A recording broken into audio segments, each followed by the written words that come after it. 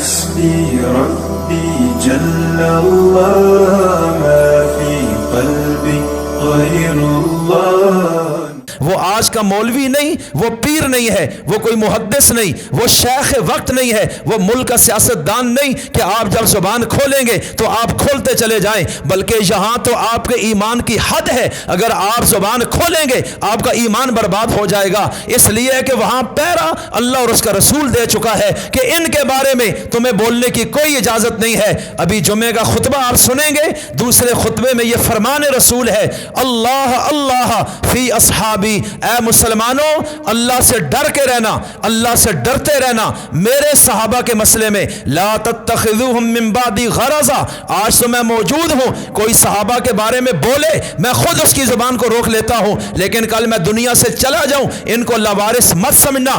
میرے بعد بھی اپنے طعن اور تشنیع، اپنی تنقید کا نشانہ میری جماعت اور صحابہ کو مت بنانا. فمن احبہم فبحبی احبہم. جو شخص بھی صحابہ سے محبت کرتا ہے یہ اس بات کی دلیل ہے کہ اس کے دل میں مجھ نبی کی محبت ہے. ومن ابغضہم فببغضی ابغضہم. اور جو میرے صحابہ سے نفرت کرے، بغض رکھے، ان کو برا سمجھے، ان کو اچھا نہ سمجھے، تو یہ مت سمجھو یہ صحابہ کا دشمن ہے، یہ تم سمجھ لینا اس کے دل میں مجھ نبی کی نفرت موجود ہے.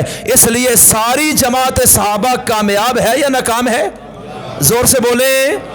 اب سنیے، یہ ایک ایک صحابی کی گارنٹی اللہ قرآن میں اٹھا چکا ہے، تو پھر کس طرح امام ذہبی کو اجازت ہے کہ آپ صحابی کو چیک کریں؟ یہ تو ابو حنیفہ کو اجازت نہیں، امام شافعی کو اجازت نہیں، امام مالک کو اجازت نہیں، امام احمد کو اجازت نہیں، امام بخاری مسلم کو اجازت نہیں ہے، اس لیے کہ یہ ان کے قدموں کی خاک میں بھی پہنچنے والے نہیں. اور وہ تو وہ ہستیاں ہیں جنہوں نے کلمہ پڑھتے ہوئے میرے رسول کا دیدار کیا ہے.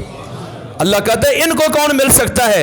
ان کو تو میں چن چن کر اپنے نبی کے قدموں میں اٹھا کے لایا. کسی کو حبشہ سے، کسی کو مصر سے، کسی کو الجزائر سے، کسی کو مراکش سے، کسی کو مدینہ سے، کسی کو طائف سے، کسی کو حبشہ سے، کسی کو کہاں سے چنا، چن چن کر نبی کے کھاتے میں نے ڈالا ہے. ان کو نبی نے بنایا ہے، پرکھا ہے، سنوارا ہے، تربیت کی ہے، نماز کا ڈھنگ سکھایا، جینے کا، بولنے کا اور چلنے کا، تجارت کا، سیاست کا، لین دین کا، اخلاق و آداب کا، یہ سارا ڈھنگ یہ رسالت کے دربار میں ان کو سکھایا گیا ہے.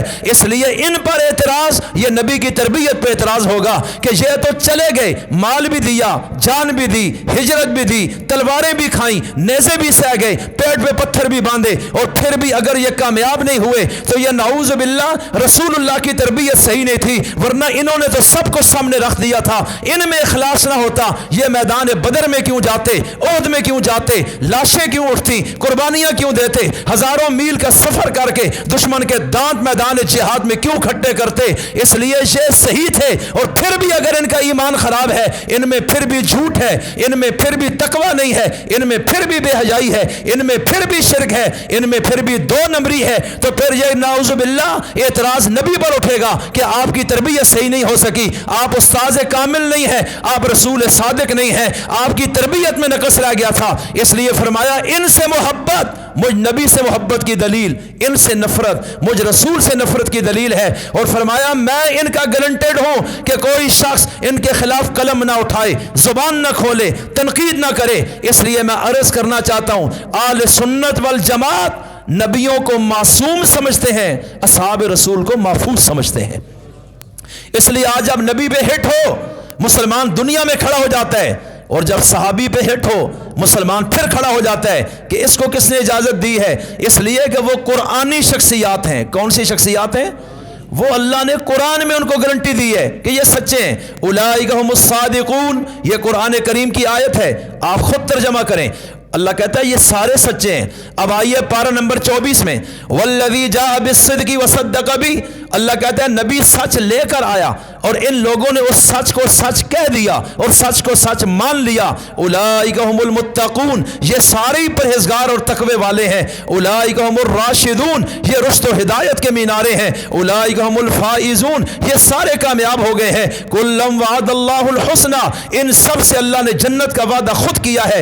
رضی اللہ अन्हुम व रज़ू अन्हु, इन सब से अल्लाह राजी हो चुका है। तो फिर ये क्या चीज़ है, ज़रा इन आयतों पे गौर करें। तो इनको सनद सुप्रीम कोर्ट से मेरा रब दे चुका है, इनको सनद हाई कोर्ट से मेरा पैगंबर दे चुका है। तो फिर निचले लेवल के किसी शख्स को इख्तियार है ही नहीं है कि वो इनकी शख्सियात को परखे, इनके ईमान को जांचे, इनके तकवे का इम्तिहान ले। अरे मियाँ तुम नीचे हो। इसकी मिसाल ऐसे है जैसे सोने को सुनियार के तराजू पे परखा जाता है, तोला जाता है, और लकड़ी को लक्कड़ वाले तराजू पे, लकड़ी को उठा के सोने के तराजू पे रखने की इजाजत नहीं, और सोने को लकड़ी वाले तराजू पे नहीं। तो ये सहाबा के बाद जितनी शख्सियात दुनिया में आई, ये लक्कड़ वाले तराजू पे तोली जा रही हैं। इनको मुअर्रिख तोलता है, मौलवी तोलता है, मुहद्दिस तोलता है, फकीह तोलता है, शेख तोलता है, सियासतदान तोलता है, एंकर तोलता है कि ये बंदा कैसा है। लेकिन सहाबा वो हैं जिनको मेरे अल्लाह ने तोलकर फैसला दे दिया है, मेरे नबी ने परख के फैसला दे दिया है, इनकी इजाजत किसी को नहीं दी। तो फिर सारे ही सहाबा जब इतने कमाल के हैं, तो उस सहाबी का क्या हाल होगा जिसके हाथ पर तमाम सहाबा ने बैत करके उसको अपना अमीर तस्लीम किया होगा। हजरत सिद्दीक अकबर की शान इसी से आप देख लें कि हजरत उमर जैसा शख्स कहता है हाथ आगे करें, मैं आपके हाथ पे बैत होना चाहता हूं। सकीफ़ा बनी साइदा मदीना मुनव्वरा, रसूलुल्लाह की वफ़ात के फ़ौरन बाद, बुखारी की हदीस है। हजरत उमर बैत होते हैं, सहाबा इकराम खड़े हो गए, हाथों पे हाथ देते चले जा रहे हैं। ये आवाज़ उठ गई कि हज़रत अली और मुर्तज़ा बैत नहीं हुए। फिर हज़रत सिद्दीक़ हज़रत उमर ने हज़रत अली को बुलवाया, क्योंकि वो तदफीन और उन मामलात में भी थे, और ये यहाँ एक मामला था।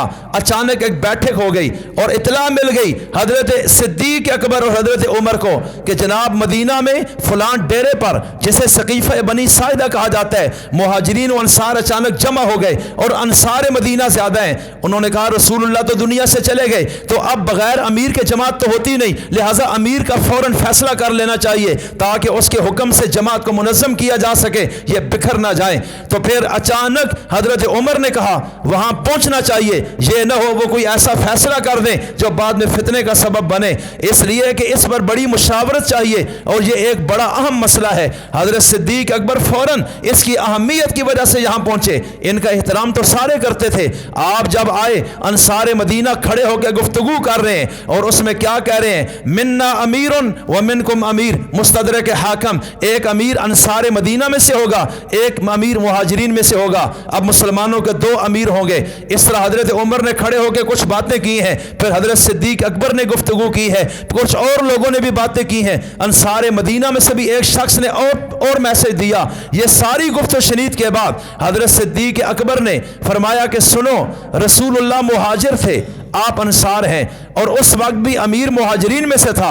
आप अंसार बने, आवान बने, मददगार बने, वजीर बने, साथ दिया है, लिहाजा अब भी आप साथ होंगे, अमीर मुहाजिरीन में से होगा, इसलिए कि मुहाजिरीन अफजल हैं, रसूलुल्लाह मुहाजिर थे, लिहाजा ये अमारत मुहाजिरीन में होगी। और ये मैंने खुद अल्लाह के नबी से सुना है। और मुहाजिरीन में भी कबीले कुरैश में से अमीर होंगे, मैंने खुद सुना है, अल अइम्मत मिन कुरैश। अब जब ये हदीस सुनी सब ठंडे हो गए। अब फिर तय हुआ कि ठीक है, अमीर मुहाजिरीन में से होगा और फिर कबीला कुरैश में से होगा, लेकिन होना कौन चाहिए। हजरत उमर खड़े हो गए, उन्होंने कहा सुनो, नमाज सबसे अहम इबादत है। हमारे नबी ने अपनी जिंदगी की आखिरी 17 नमाजें पढ़ाने के लिए इन मुसलमानों का जो इमाम मुकर्रर किया वो ये सिद्दीक अकबर है। हम भी थे लेकिन मुसल्ला इनको दिया है, हम भी थे लेकिन अपना नायब ने बनाया है। तो जिसको दीन का नायब बनाया है, दुनिया का नायब भी वही होगा, वही अमीर होगा। सिद्दीक की मौजूदगी में किसी और को इमारत का हक ही नहीं है। हजरत उमर ने जब यह बात की है दलील के साथ, तमाम लोगों ने इस बात को कबूल कर लिया। हजरत उमर ने कहा हजरत हाथ आगे कीजिए, हम आपके हाथ पे बैत होना चाहते हैं। सिद्दीक अकबर की कतन ख्वाहिश नहीं थी कि मैं अमीर बनना चाहता हूं, बल्कि जब ये खलीफा बने, इन्होंने जो खुतबा दिया उसमें कसम उठाकर फरमाया कि मेरे दिल में कभी ख्याल भी नहीं गुजरा, ना छुप के ना एलानिया तौर पे मैंने कभी भी ख्वाहिश नहीं की कि मुझे अमीर बनाया بنایا جائے، یہ بڑا بوجھ ہے، لیکن اب ان کا فیصلہ ہو چکا ہے تو بہرحال امیر مقرر ہوئے۔ آج بعض لوگ کہتے ہیں نبی کی میت کو چھوڑ کے وہاں چلے گئے، ارے میاں میت کو نہیں چھوڑا، یہ مسئلہ ہنگامی پیدا ہو گیا، یہ بڑے صحابہ کور نہ کرتے اور وہاں کوئی ایسے فیصلے انجانے میں ہو جاتے تو پھر ان کو کنٹرول کرنا آسان نہیں تھا، نبی کی امت کا شرازہ بکھر جاتا، اس لیے پھر اب امیر مقرر ہوئے، اگلے معاملات آسان ہو گئے کہ نبی کا جنازہ کیسے ہوگا، نبی کا کفن کیسے ہوگا، نبی کی قبر کیسے ہوگی، نبی کی تدفین کیسے ہوگی۔ اس لیے کہ انصار چاہتے تھے